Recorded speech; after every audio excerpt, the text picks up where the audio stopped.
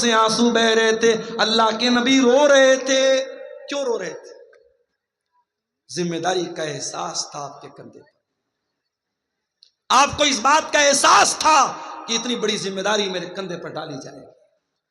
معاف کرنا میرے بھائیوں، آج ہمارے اندر کمی ہے کسی چیز کی تو ذمہ داری کے احساس کی کمی. جلسہ کرانے والوں سے کہنا چاہوں گا، بہت اچھا کام کرتے ہیں آپ. کوئی جلسے کی کمیٹی کا صدر ہے، کوئی سیکریٹری ہے، کوئی خزانچی ہے.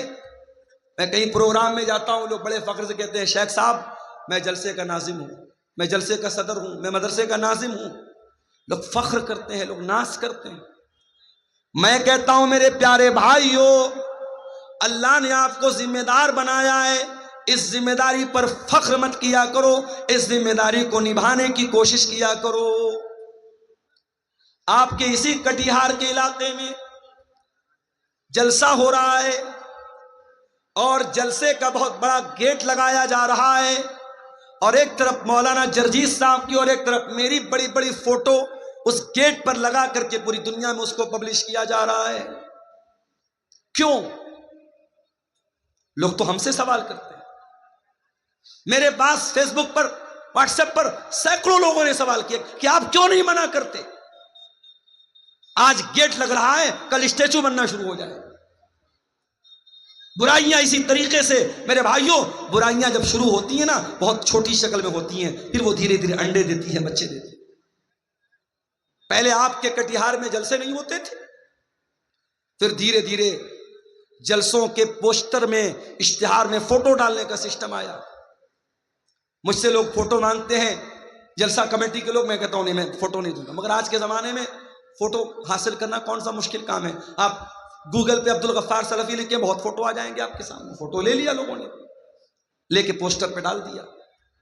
اب لوگ تو مجھ سے پوچھتے ہیں عبدالغفار صاحب آپ نے کیوں پرمیشن دی، کوئی میں نے کہا بھائی میں منع کرتا ہوں، مگر یہ جلسے والے مانے تب تو. اور ابھی آپ کے اسی علاقے میں ایک پروگرام ہونے والا ہے اور بڑے بڑے گیٹ پر قد آدم سائز کا ہمارا اور مولانا جرجیس صاحب کا فوٹو لگا دیا لوگوں نے. اب صاحب وہ لوگ مجھ سے پوچھ رہے ہیں کہ آپ لوگ مولوی ہیں کہ نیتا ہیں، کیا ہیں آپ؟ ذمہ داروں سے کہنا چاہوں گا، جلسے کی کمیٹی کے لوگوں سے کہنا چاہوں گا، آپ کوئی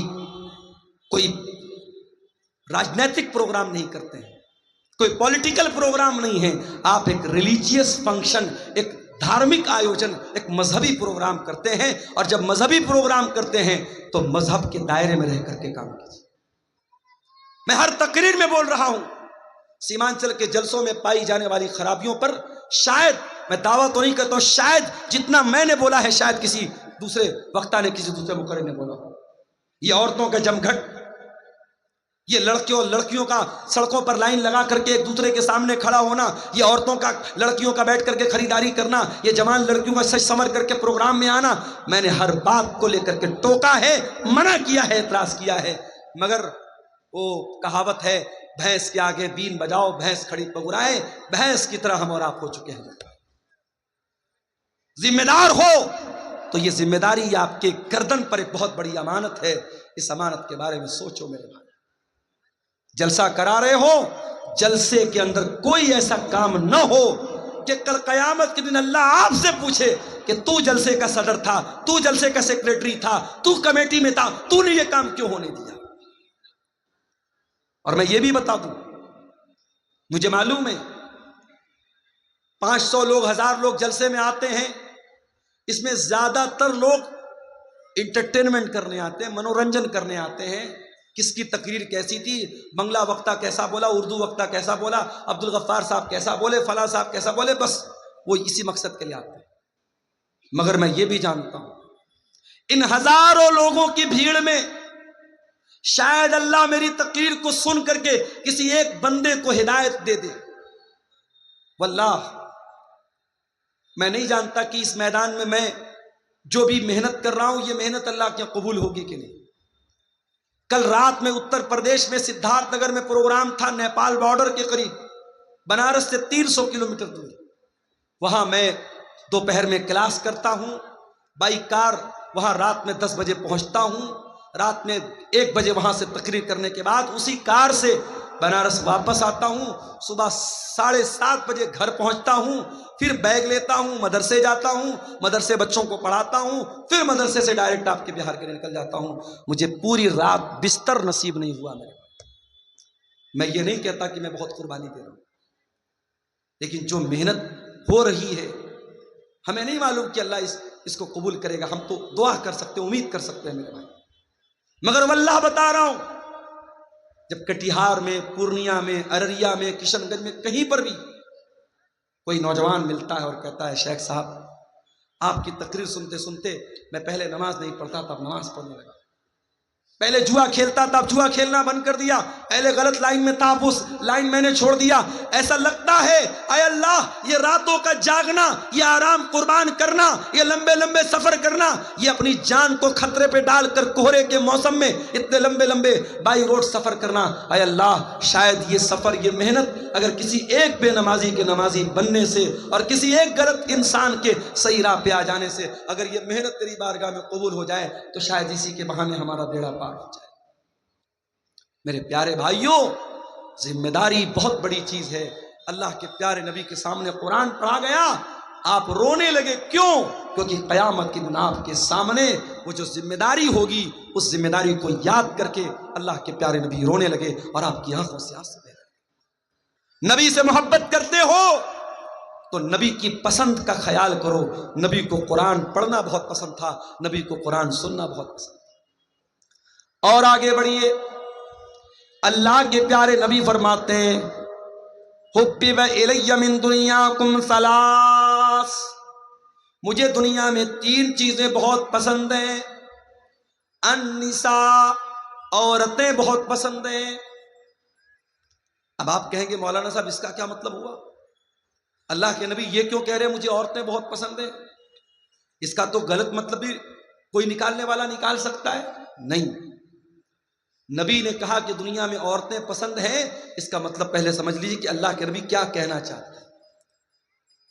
پہلے آپ اتہاس اٹھائیے اور اس زمانے کی جغرافیائی حالات آپ دیکھیے کہ اس وقت عرب کی دھرتی پر عورت کے ساتھ کیا سلوک ہوتا تھا.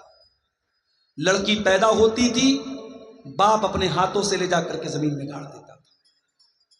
باپ مر جاتا تھا، سوتیلی ماں سے اس کا بیٹا شادی کر لیتا تھا. شوہر مرتا تھا، 1 سال تک عورت ایک کوٹری میں بند کر دی جاتی تھی اور 1 سال تک عدت مناتی تھی اور سوگ مناتی تھی اپنے شوہر کا. جانوروں کی طرح، گھوڑے اور گدھوں اور بیل کی طرح عورت بکتی تھی مارکیٹ میں. میرے پیارے ساتھیوں، اس سوسائٹی کے اندر اگر مہیلاؤں کو ان کا استھان کسی نے دیا ہے، مہیلاؤں کو کا اگر ان کا صحیح مقام دنیا کو کسی نے بتایا ہے تو وہ جناب محمد رسول اللہ صلی اللہ علیہ وسلم میں. آپ نے عورت کا مقام بیان کیا. آپ نے کہا عورت اگر بیٹی ہے تو اس کا یہ مقام ہے، عورت اگر ماں ہے تو اس کا یہ مقام ہے، عورت اگر بہن ہے تو اس کا یہ مقام ہے. نبی نے عورت کی ہر حیثیت کو دنیا کے سامنے بیان کیا. اس لیے اللہ کے نبی کہہ رہے ہیں مجھے دنیا میں عورتوں کی محبت میرے دل میں ڈالی گئی ہے. عورت پر اتیاچار ہو، عورت پر ظلم ہو، عورت کو مارا جائے، عورت کو پیٹا جائے، یہ میرے نبی کو پسند ہے. دنیا میں بہت سارے بڑے بڑے لوگ آئے. گاندھی جی کا نام ہمارے دیش میں بہت بڑا نام ہے. گاندھی جی کو کہا جاتا ہے صاحب مہاتما گاندھی. بہت بڑے بڑے نام آئے. بڑے بڑے لوگوں کی ایک پہچان یہ ہوتی ہے کہ صاحب وہ برہمچاری ہوتے ہیں، عورت سے دور ہوتے ہیں، ان کی زندگی میں بیوی بچے نہیں ہوتے ہیں. ہمارے نبی نے ہم کو یہ نہیں سکھایا. ہمارے نبی نے شادی بھی کی، ہمارے نبی کے بچے بھی پیدا ہوئے. تو اللہ کے نبی کہہ رہے ہیں مجھے دنیا میں عورت بہت پسند ہے. النساء والطیب، اور دوسری چیز جو مجھے بہت زیادہ پسند ہے، خوشبو بہت پسند ہے. اللہ کے نبی کو خوشبو بہت پسند تھی اور اسی لیے کوئی خوشبو اگر تحفے میں دے تو لے لینا چاہیے. خوشبو کا تحفہ لوٹانا نہیں چاہیے، خوشبو کا تحفہ ریجیکٹ نہیں کرنا چاہیے. کوئی تحفے میں خوشبو دے تو لے لینا چاہیے. اس کے بعد تیسری چیز کیا ہے؟ جو علت قرۃ عینی فی الصلاۃ، نماز میری آنکھوں کی ٹھنڈک ہے. نماز میری آنکھوں کی ٹھنڈک ہے. اب ذرا سینے پر ہاتھ رکھو، دل پر ہاتھ رکھو اور بتاؤ، کل فجر، ظہر، عصر، مغرب، عشاء 4 ٹائم کی نماز میں سے آپ نے کتنے ٹائم کی نماز پڑھی ہے؟ آپ دل پر ہاتھ رکھ کے بتاؤ۔ اگر آپ کو یہ لگتا ہے کہ نہیں مولوی صاحب میں بہت بڑا کاروباری ہوں، میں بہت بڑا بزنس مین ہوں، بہت بڑا ویاپاری ہوں، مجھے نماز پڑھنے کا ٹائم نہیں مل رہا تھا، تو معاف کرنا میرے بھائی، آپ کے کاروبار سے بڑھ کر کے نماز ہے، نماز سے بڑھ کر کے آپ کا کاروبار نہیں ہے۔ اللہ تعالیٰ قرآن کریم میں کہتا ہے میرے متقی بندے وہ ہیں، میرے پرہیزگار بندے وہ ہیں، رجال اللہ تلہیہم تجارت ولا بیع عن ذکر اللہ، میرے متقی بندے وہ ہیں، ان کا کاروبار، ان کا لین دین ان کو نماز سے غافل نہیں کرتا ہے، وہ نماز اپنے ٹائم پر پڑھتے ہیں، کاروبار کے باوجود، لین دین کے باوجود وہ نماز کے معاملے میں کبھی کوئی لاپرواہی نہیں کرتے ہیں۔ یخافون یوما تتقلب فیہ القلوب والابصار، ان کے دل میں اللہ کا ڈر ہوتا ہے، ان کے دل میں قیامت کے دن کا ڈر ہوتا ہے۔ قیامت کے دن پہلا سوال یہ نہیں ہوگا کہ آپ کتنا پیسہ کماتے تھے، آپ کے بچے کتنے تھے، آپ کی بیوی کیسی تھی، آپ کا پریوار کیسا تھا۔ دنیا کا پہلا سوال قیامت کے دن کیا ہوگا؟ ان اول ما یحاسب به العبد یوم القیامت الصلاۃ، بندے سے پہلا سوال نماز کے بارے میں۔ نماز کے بغیر جنتی جنت میں نہیں جائے گا، اور بے نمازی اسی بے نمازی ہونے کی وجہ سے جہنم میں جائے گا۔ اللہ قرآن کے 29ویں پارے میں کہتا ہے جب جنتی جنت میں چلے جائیں گے، جہنمی جہنم میں چلے جائیں گے، جنتی جہنمیوں سے سوال کریں گے ما سلککم فی سقر، اے جہنمیوں تم جہنم میں کیوں آئے؟ تم نے کون سا ایسا گناہ کیا تھا تم جہنم میں چلے آئے؟ قالوا لم نک من المصلین، تو جہنمی جواب دیں گے ہم نماز نہیں پڑھتے تھے۔ میرے بھائیوں، اگر نبی سے محبت کرتے ہو، نبی کو نماز سے بہت محبت تھی۔ نبی جب ٹینشن میں ہوتے تھے تو بلال سے کہتے تھے یا بلال ارحنا بالصلاۃ، اے بلال نماز کے ذریعے ہمارے دل کو سکون عطا کرو۔ میرے نبی جب ٹینشن میں ہوتے تھے نماز میں کھڑے ہو جاتے تھے، مصلی پر کھڑے ہو جاتے تھے۔ نماز کے ذریعے بندہ اپنے رب سے سب سے زیادہ قریب ہوتا ہے۔ میرے نوجوان بھائیوں، جن کو جاب نہیں مل رہی ہے، جو گورنمنٹ جاب کے لیے ایگزام دے کر کے بیٹھے ہیں اور رزلٹ کے انتظار میں ہیں، جو آئی اے ایس کی تیاری کر رہے ہیں، جو آئی پی ایس کی تیاری کر رہے ہیں، جو یو پی ایس سی کی تیاری کر رہے ہیں، جو بی پی ایس سی کی تیاری کر رہے ہیں، جو نیٹ کے ایگزام کی تیاری کر رہے ہیں، دنیا کی کوئی بھی ٹینشن ہو، آؤ اللہ کی بارگاہ میں سجدہ تو کرو، اللہ کے آگے اپنا سر تو جھکاؤ، اپنے رب سے سجدے میں مانگ لو جو مانگنا ہے، اور خاص طور سے رات میں اگر ٹائم ملے تو تہجد کی نماز پڑھ دو میرے بھائیوں، اور تہجد کی نماز میں سجدے میں مانگ لو اللہ سے جو مانگنا ہے، انشاءاللہ آپ کی دعا قبول ہوگی۔ اقرب ما یکون العبد من ربہ وہو ساجد، بندہ اپنے رب سے سب سے زیادہ قریب اگر ہوتا ہے تو سجدے کی حالت میں ہوتا ہے۔ اور آگے بڑھیے، اللہ کے نبی کو ایک چیز اور بہت زیادہ پسند تھی، اور وہ چیز کیا تھی؟ شرم و حیا بہت زیادہ آپ کو پسند تھی۔ ایک مرتبہ ایک عورت آپ کے پاس آئی، عورت کا نام تھا فاطمہ بنت عقبہ، وہ بیعت لینے کے لیے آئی۔ اس نے آ کر کے پردے کے اس پار عورت ہے، اس پار اللہ کے نبی ہیں، وہ کہتی ہے اللہ کے نبی میں بیعت کرتی ہوں۔ نبی نے کہا بیعت کرو، کہتی ہے میں بیعت کرتی ہوں۔ آپ نے کہا بیعت کرو، اللہ کے ساتھ شرک نہیں کرو گی؟ اس نے کہا ہم اللہ کے ساتھ شرک نہیں کریں گے۔ آپ نے کہا چوری نہیں کرو گی؟ اس نے کہا چوری نہیں کریں گے۔ آپ نے کہا زنا نہیں کرو گی؟ جب اس لڑکی نے، اس عورت نے زنا کا نام سنا، حدیث کے الفاظ ہیں، مسند احمد کی روایت ہے، اس عورت نے اپنے ہاتھ کو اپنے سر پر رکھا، اس کو بہت حیرت ہوئی۔ عزت دار عورت، شریف عورت، اچھے خاندان کی عورت زنا کے بارے میں سوچ بھی نہیں سکتی ہے۔ اے اللہ کے نبی، آپ مجھ سے بیعت لینا چاہتے ہیں؟ میں تو زنا کے بارے میں سوچ بھی نہیں سکتی۔ اللہ کے نبی کو اس عورت کا انداز بہت پسند آیا. آپ نے حضرت عائشہ سے کہا کہ دیکھو کتنی شریف عورت ہے, کتنی عزت دار عورت ہے. زنا کا نام آیا تو اس نے فوراً سر پر ہاتھ رکھ لیا. اس کے لیے یہ تصور کے باہر کی بات ہے, یہ سپوز بھی نہیں کر سکتی, یہ سوچ بھی نہیں سکتی کہ زنا کرے گی وہ عورت. اور آج حالات کیا ہیں؟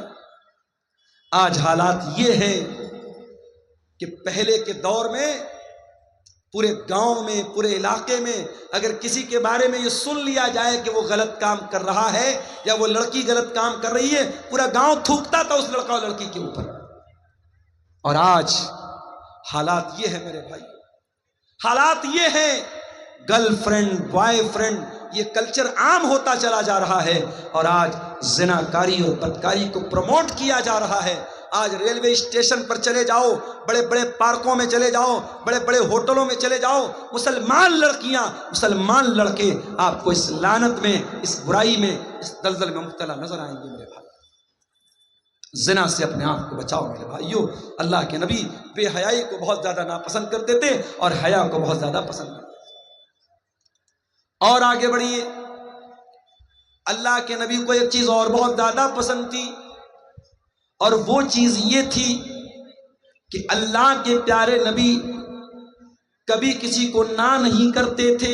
سخاوت بہت کرتے تھے اللہ کے نبی, بہت سخی تھے آپ.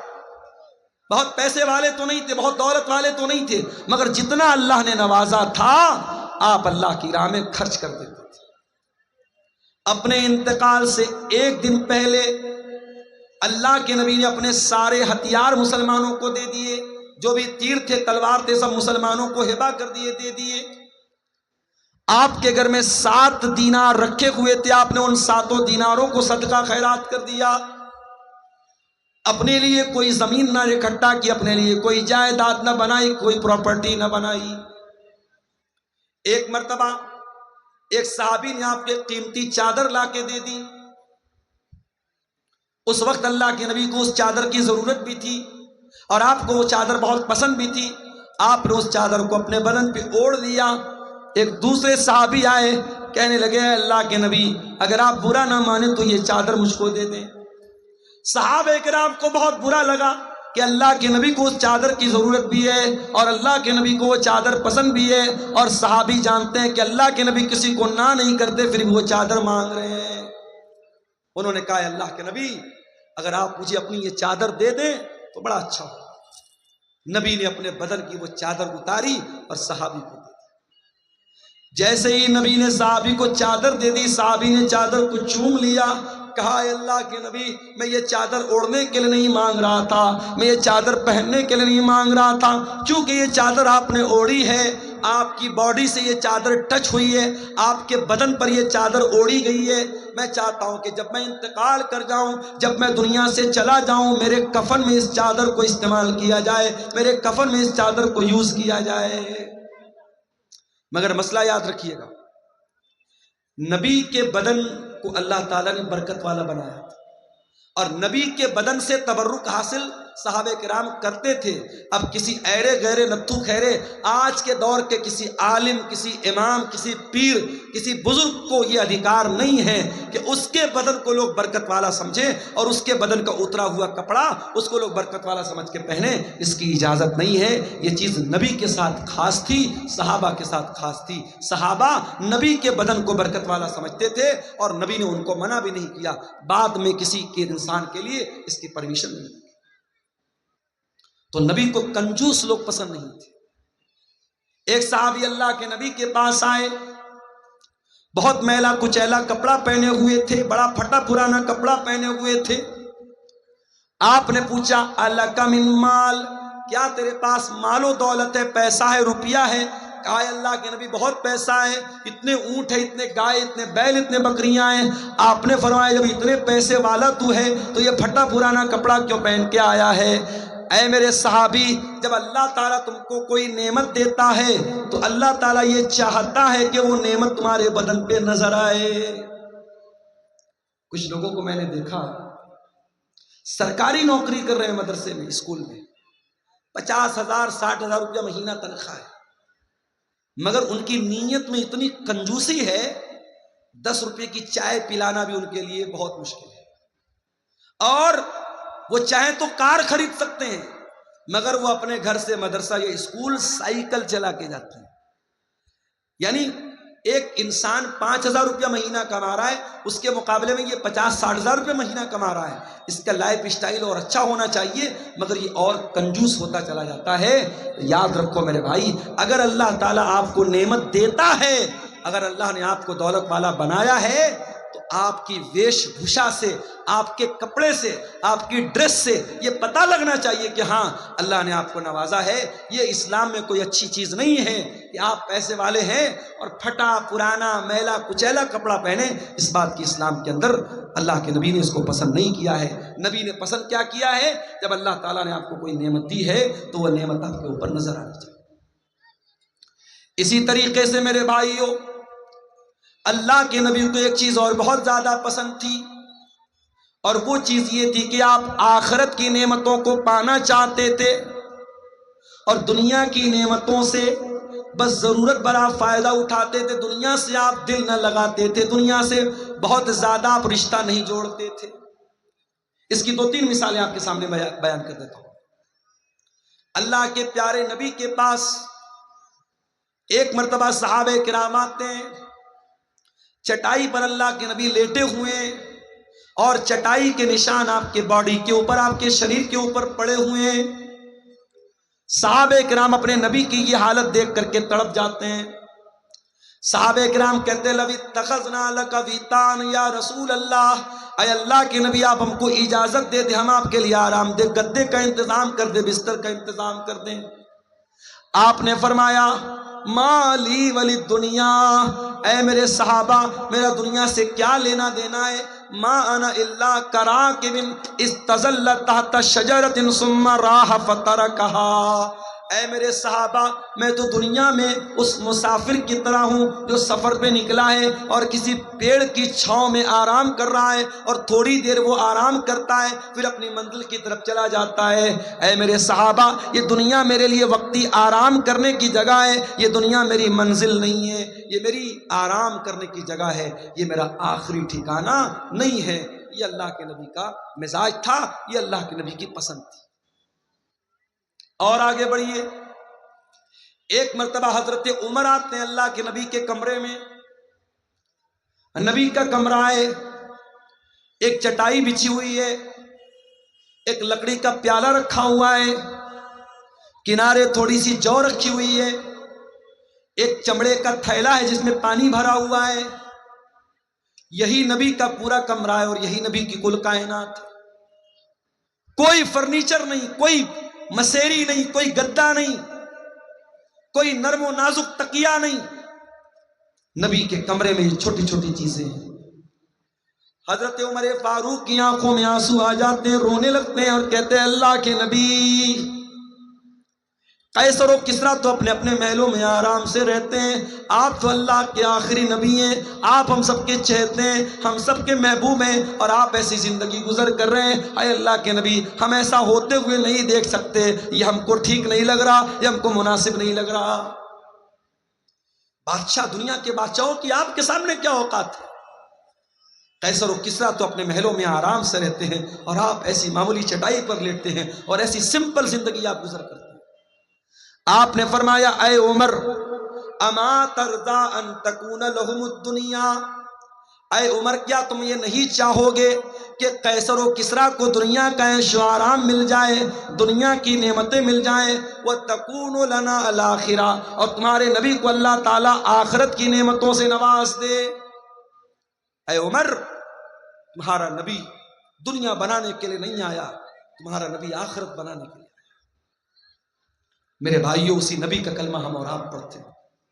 ہم اور آپ غور کریں، 24 گھنٹے کو ہم ڈیوائیڈ کریں کہ 24 گھنٹے میں کتنے گھنٹے ہم دنیا کو دیتے ہیں اور کتنے گھنٹے آخرت کو دیتے ہیں۔ رات میں بستر پہ سونے جاؤ تو سوچو، بچوں کے لیے یہ زمین بنا دیا، یہ جائیداد بنا دیا، یہ کر دیا، وہ کر دیا، بینک میں اتنا بیلنس بنا دیا، اتنا پیسہ بیوی کو دے دیا، اتنا پیسہ بچوں کے لیے بنا دیا۔ قبر کی زندگی کے لیے آپ نے کیا کیا؟ آخرت کی زندگی کے لیے آپ نے کیا کیا؟ قیامت کے دن کو اللہ کی بارگاہ میں جواب دینے کے لیے آپ نے کیا تیاری کر کے رکھی ہے؟ اسی لیے اللہ قرآن میں کہتا ہے یا ایھا الذین آمنوا اتقوا اللہ ولتنظر نفس ما قدمت لغد واتقوا اللہ، اے ایمان والو اللہ سے ڈرو اور ہر انسان غور کرے کہ اس نے کل کے لیے کیا تیاری کی ہے۔ کل کے لیے آپ کے پاس کیا پلان ہے، آخرت کے لیے آپ کے پاس کیا پلان ہے، قبر کی زندگی کے لیے آپ کے پاس کیا پلان ہے۔ دنیا میں لوگوں کو خوش کرنے کے چکر میں ہم حرام کام بھی کرتے ہیں۔ لڑکی کی شادی ہو رہی ہے، لڑکے کی شادی ہو رہی ہے۔ بنارس میں بھی ایک شادی میں نے شادی اٹینڈ کی، جس ہال کے اندر شادی تھی، جس میرج لان کے اندر شادی تھی، لوگوں نے بتایا کہ 8 لاکھ روپے کا لون تھا۔ 8 لاکھ روپیہ صرف اس جگہ کا کرایہ تھا جہاں پہ وہ شادی ہو رہی تھی، ولیمہ ہو رہا تھا، اور ولیمہ میں جو طرح طرح کے کھانے تھے 40 لاکھ روپے کا کھانا تھا۔ امت کے کتنے غریب آج بھوک سے مر رہے ہیں، کتنے لوگوں کے پاس ڈھنگ کا مکان نہیں ہے، سر چھپانے کو چھت نہیں ہے، کتنی غریب بچیاں ہیں، ان کے ماں باپ کے پاس اپنی بچی کی شادی کا انتظام نہیں ہے، اور 40 لاکھ روپے کا کھانا، اور وہ کھانا بھی آدمی 30% کھاتا ہے، 70% ڈسٹ بن میں پھینکا جاتا ہے وہ کھانا۔ میرے پیارے ساتھیوں، یاد رکھو ثم لتسألن یومئذ عن النعیم، اللہ نے اگر کوئی نعمت دی ہے آپ کو تو اس نعمت کا حساب ہمیں قیامت کے دن دینا پڑے گا۔ ہم اور آپ یہ تصور کریں اور سوچیں کہ اللہ نے ٹھیک ہے ہم کو دولت سے نوازا ہے، پیسہ ہے ہمارے پاس، مگر ایک دن کی شان و شوکت کے لیے پانی کی طرح پیسہ بہانا، اور جہاں دولت کی ضرورت ہے، جہاں سرمایے کی ضرورت ہے، جہاں پیسے کی ضرورت ہے، وہاں اپنے دل کو چھوٹا کر لینا، میرے بھائیوں یہ اچھی بات نہیں ہے۔ نبی نے ہمیں یہ سبق دیا کہ دنیا سے نہیں، آخرت سے دل لگاؤ اور آخرت کی تیاری۔ اب آئیے تقریر کے دوسرے پوائنٹ کی طرف، اللہ کے نبی کو کیا ناپسند تھا، جلدی جلدی 2-4 چیزیں دیکھ لیتے ہیں۔ اللہ کے نبی فرماتے ہیں ان ابغضکم الی وابعدکم منی مجلسا یوم القیامت اسوؤکم اخلاقا۔ غور سے سنیے گا، اللہ کے نبی فرما رہے ہیں کہ سب سے زیادہ میں کسی سے نفرت کرتا ہوں، اور سب سے زیادہ قیامت کے دن اگر کوئی مجھ سے دور رہے گا تو وہ انسان رہے گا جس کے اخلاق برے ہوں۔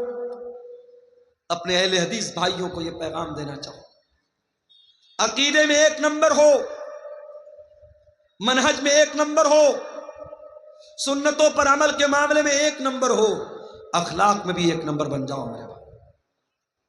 آج ہم اخلاق میں بہت پیچھے ہیں۔ جب کوئی ہم سے ملتا ہے، ہمارا عقیدہ بعد میں دیکھتا ہے، ہمارا منہج بعد میں دیکھتا ہے، ہماری نماز کا طریقہ بعد میں دیکھتا ہے، ہماری وچار دھارا کو بعد میں دیکھتا ہے، ہمارے نظریات کو بعد میں دیکھتا ہے۔ پہلے وہ ہمارے اخلاق کو دیکھتا ہے، ہمارے کیریکٹر کو دیکھتا ہے، ہماری بول چال کو دیکھتا ہے، ہمارے طور طریقوں کو دیکھتا ہے۔ اس لیے پہلے اپنے کیریکٹر اور اخلاق کو اچھا بناؤ۔ اللہ کے نبی کہہ رہے ہیں جس کا اخلاق برا ہوگا قیامت کے دن وہ سب سے زیادہ مجھ سے دور رہے گا۔ نمازی بن گئے آپ، ماشاءاللہ چہرے پر شرعی داڑھی آ گئی، ماتھے پر سجدے کا نشان آ گیا، مگر زبان پر گالی ہے، بدتمیزی ہے، دھوکہ دھڑی ہے۔ بڑی داڑھی ہونے کے باوجود اور ماتھے پر سجدے کا نشان ہونے کے باوجود اگر آپ کا اخلاق گڑبڑ ہے تو قیامت کے دن میرے پیارے ساتھیوں ہمیں اور آپ کو پچھتانا پڑ جائے گا۔ اللہ کے نبی فرماتے ہیں ما من شیء فی المیزان اثقل من حسن الخلق، اللہ کے میزان عمل پر، اللہ کے ترازو پر اگر سب سے بھاری اور سب سے وزندار اگر کوئی چیز ہوگی تو وہ انسان کے بہترین اخلاق ہوں گے۔ اپنے اخلاق کو بہتر بنا لو، انشاءاللہ قیامت کے دن آپ کی نیکیوں کا پلڑا بھاری ہو جائے گا اور اللہ کے میزان عمل پر آپ کامیاب ہو جائیں گے۔ نبی کو ایک اور چیز بہت زیادہ ناپسند تھی، اور وہ چیز تھی یکرہ التفحش۔ اللہ کے نبی بے حیائی کی باتوں کو ناپسند کرتے تھے۔ بے حیائی کی باتیں، گندی باتیں، اشلیل باتیں، نبی اپنی زبان سے کبھی گالی نہیں نکالتے تھے میرے بھائی، کبھی گالی کے جواب میں بھی آپ نے گالی نہیں دی، کبھی کوئی پرائیویٹ ٹائپ کی بات آئی، کبھی میاں بیوی کے بیچ کے رشتے کی بات آئی تو نبی نے وہاں پر بھی بہت ہی ہلکے الفاظ استعمال کیے، اپنی زبان کو آپ نے آلودہ نہیں ہونے دیا۔ اس نبی کی ہم امتی ہیں، ہم اور آپ بھی اپنے آپ کو اشلیلتا سے بچائیں، اپنے آپ کو بے حیائی سے بچائیں۔ آج ہمارے نوجوانوں کا بہت بڑا مسئلہ یہی ہے میرے بھائی، چاہے وہ نوجوان لڑکے ہو چاہے وہ لڑکیاں ہوں۔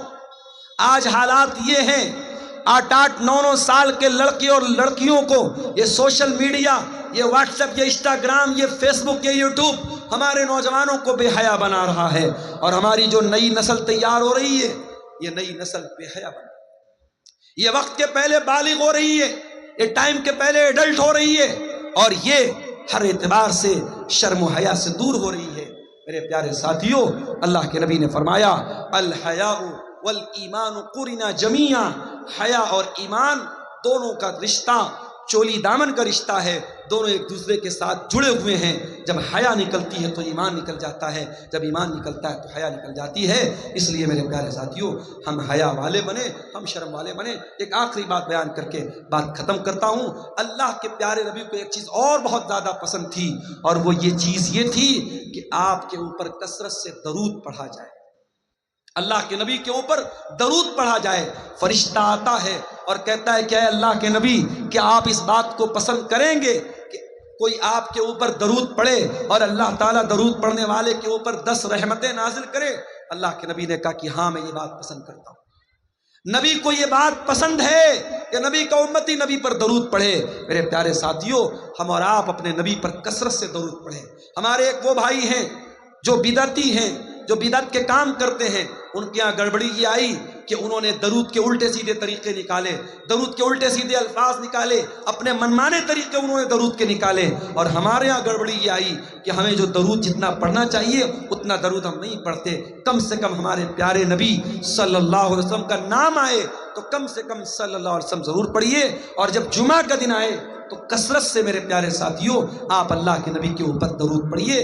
نبی کو اپنے اوپر درود پڑھنے والا بہت پسند تھا، اور اللہ کے نبی نے فرمایا کہ 5 ٹائم کی جب اذان ہوتی ہے، اگر کوئی انسان اذان کا جواب دیتا ہے اور اذان کے بعد دعا پڑھتا ہے، اللہم رب هذه الدعوة التامة والصلاة القائمة آت محمدا الوسیلة والفضیلة وابعثه مقاما محمودا الذی وعدتہ، اگر یہ دعا پڑھتا ہے اور اللہ کے نبی صلی اللہ علیہ وسلم کے اوپر درود پڑھتا ہے، اللہ کے نبی کہتے ہیں حلت لہ شفاعتی، قیامت کے دن اس انسان کو میری شفاعت نصیب ہوگی، میں اس انسان کی شفاعت کروں گا۔ میرے پیارے ساتھیوں، نبی کی پسند اور ناپسند کے اس موضوع پر یہ چند باتیں میں نے آپ کے سامنے رکھی ہیں، اور جاتے جاتے میں یہی آپ سے گزارش کروں گا کہ آپ نبی سے محبت کرتے ہیں تو نبی کی پسند اور ناپسند کا خیال کریں، اور نبی کو یہ مدرسے بھی بہت پسند تھے، یہ دینی تعلیم بھی بہت پسند تھی۔ آپ اس پروگرام میں آئے ہیں، اس ادارے کو، اس مدرسے کو، جس کے لیے یہ پروگرام منعقد ہوا ہے، اپنا قیمتی تعاون اور چندہ ضرور دیتے ہوئے جائیں۔ ہمارے